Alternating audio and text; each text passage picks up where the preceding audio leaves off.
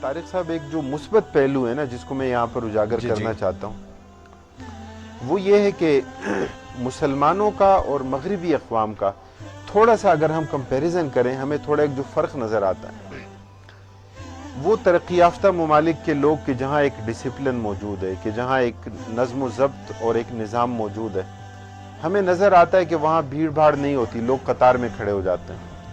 ہمیں نظر آتا ہے کہ وہاں بظاہر ایک دوسرے کا ادب اور احترام اور لمٹس معلوم ہوتی ہیں کہ کس کی کتنی لمٹ ہے.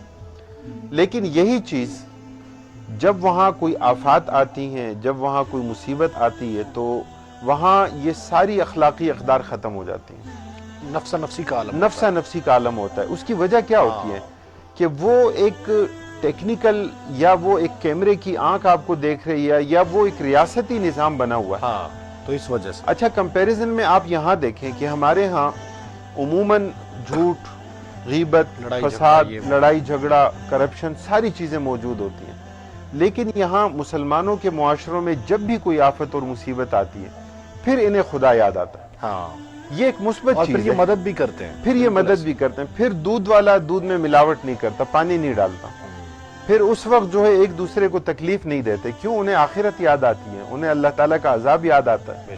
تو یہ جو عقیدہ ہے کہ جو بالآخر دل و دماغ میں راسخ ہوتا ہے، کہیں نہ کہیں جا کے اس کا کوئی نتیجہ ہمارے سامنے آتا ہے.